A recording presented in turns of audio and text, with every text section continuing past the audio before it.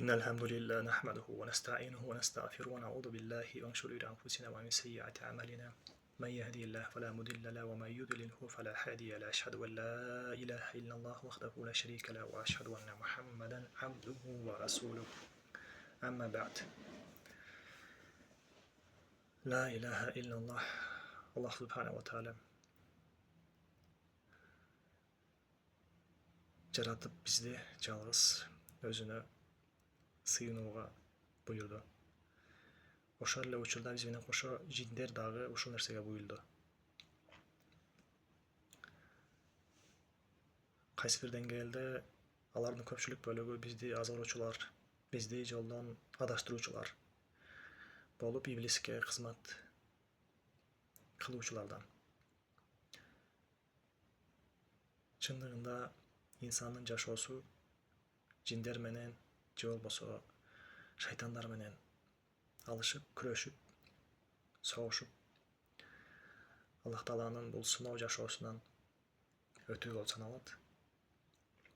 Аллах Таала бизди бул жашоого максаты өзгө сыйынуу болсо, ал эми жиндердин бул дүйнөдөгү, иблистин бул дүйнөдөгү функциясы азгыруу. Азыркы күндөгү көпчүлүккө белгилүү болгондой таралып кеткен, популярный болуп аткан жиндер менен болгон салгылашуу дейбизби, башка диндердин өкүлдөрү дагы бар нерсе, христиандар, айрыкча католиктерде терең таралган нерсе ичинде өз ара экзорцизм деп коюшат алар. Жиндер менен жиндерди изгнание джиннов, бесов деп коюшат. Аларды айдоо, инсанды алардан арылтуу деп түшүнөбүз. Биздин арабызда дагы мындай мен алектенгендер көбөйдү, анткени деген инсандардын арасында бул маселенин көбөйүшү бул нерсеге алып келип атат. Бардык нерсенин пайда болушу, ушул сыяктуу нерселердин жайылышы бул талап негизинде келип чыга турган нерсе албетте. Анткени бул адамдардагы проблемалардын, көйгөйлөрдүн көбөйүшү, ошол учурда акыркы соц тармактардын жайылышы, интернеттин бардык маалыматтын оңой жеткирилип калышы аркылуу дагы бул таралып кетти. Анан мунун дагы бир артыкча жери бул кандайдыр бир адамга мистикалык, бир жомоктук, абалдан тышкаркы нерсе сыяктуу болгон үчүн адамдар көңүлүн өзгө бурдурууга буруп алат.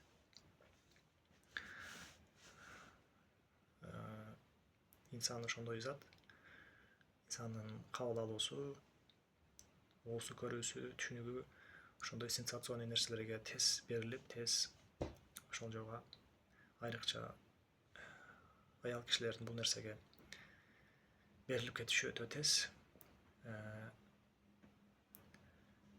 Бул нерсени эми кандай, кайсынысы туура, канчалык деңгээлде жасалышы керек, кимдерге, качан инсан оорулуу, жин менен оорулуу болуп эсептелбейт, мунун инсанга пайдасы барбы же жалаң эле зыянбы деген суроолорду каяктан алабыз? Сөзсүз биз Китабуллахи ва суннати, Алланын китеби жана Алланын сөзү жана анын Пайгамбар саллаллаху алейхи вассаламдын сүннөтүнөн алабыз.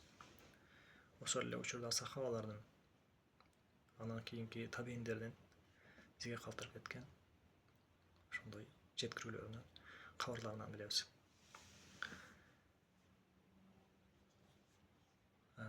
Биринчиден, инсан жин менен оруйбу деген маселеде Аллах субханаху ва тааля адамды жаратып, анын ар бир инсанга корин деген жин менен кошо жараттым дейт. Анын канында айланып, канында жүрөт дейт. Ошондуктан ар бир инсанда бул нерсе бар. Ошондон сырткары ар бир инсанда нәфс бар. Мындайча айтканда, инсанды азгыруучу нерселер аны тегеректеп турган чөйрө менен чектелип калбастан, анын ичинен дагы өзүнүн нафсинен, өзүнүн ичиндеги ошо Аллах Таала кошо жараткан кореңден дагы таасирленип турат. Бул нерсени биз Аллахтын сөзүнөн билип атабыз. Андан сырткары шайтандар, жиндер адамды азгырабы деген суроо. Ооба. Муну да Аллахтын сөзүнөн билебиз. Инсан жиндердин смотрящий деп койсок болобу. Башкаруучусу иблис бул нерсеге өзү баштап берип атат. Ошол күнү, ошол Аллах Тааланын буйругун четке каккан күндөн баштап эле ал айтты: мен инсандардын азгырууга болгон күчүмдү жумшайм. И ошонун негизинде инсандардын көпчүлүгү мени ээрчүүчүлөр болушат деди. Чындыгында бүгүнкү күндөгү акыбалыбыз ошондой. Пайгамбар саллаллаху алейхи вассалам деле өзүнүн кабарларында, бизге жеткирген кабарларында, хадистеринде менин үмөтүм инсандардын ичинен 1000-ден 1-ин түзөт деген хадистеринен билсек болот канчалык Аллахнын динидеги адамдардын азчылыгын. Же болбосо кара жүндүү топоздогу бир кызыл талчалык болот менин үмөтүм деген ахли сүнна.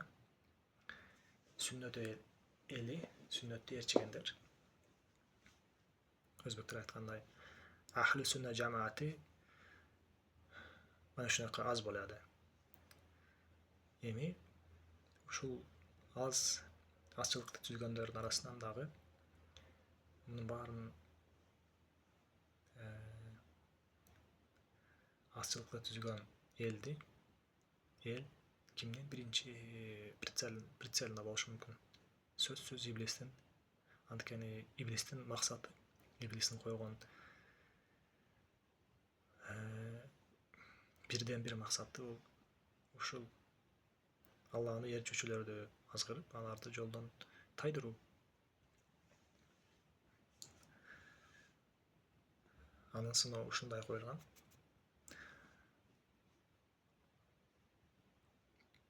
Ошондуктан бүгүнкү күндөгү булар менен күрөшүүдөгү болгон популярдуулук, таркалуунун көбүсү анан ошолордун ичинен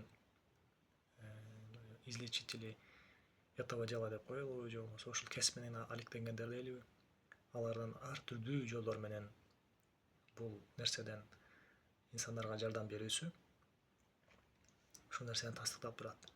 Иблис аларды сөзсүз адаштырмайынча, сөзсүз буларга азырыктар салмайынча иблис болбой калат да. Иблис менен күрөшүп аткандар менен иблис күрөшүш биринчи очередде күрөшүш керек да.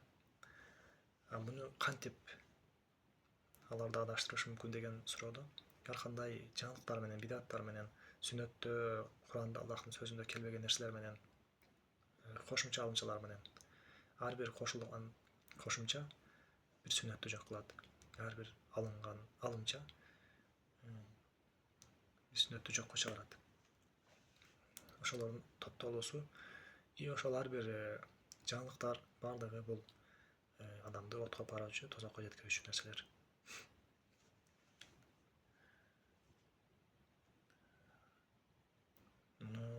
Жалгыз гана чындыкка жетүүнүн инструменти бул Аллахтын сөзү, пайгамбар сахабалардын сүннөтү. Алардын доорунда Аллах Таала аларга кантип буйруган ушул нерселерден арылууну, же болбосо пайгамбар саллаллаху алейхи вассалам кантип аларды ушундай адамдарга жардам берген учурлар болду. Өзү сыйкырланып калды, кантип бул нерселерден айыкты, дарыланды деген маселелерди көрүп, окуп, ошонун өзүбүз тыянак чыгарсак болот. Пайгамбарыбыздын сахабалары бул нерсени кандай амалдар жасады, бүгүнкү күндөгүлөр кантип жасап атат, эмнелерди колдонуп атат. Бирөөлөр айтышы мүмкүн, биз өзүбүздүн тажрыйбыбыздан келип чыгып ушундай нерселер пайда берип атканын көрүп атабыз деши мүмкүн. Бул эмнени түшүндүрөт? Муну Алланын элчиси сахабалар бул нерсени билген эмес экен. Биз жасап жүрүп ушул нерсеге жетиштик деген түшүндүрөбү? Алар билбегенди биз билип калдык, байкап калдык. Биз ачтык, ачылыш жасадык деген билдирөбү?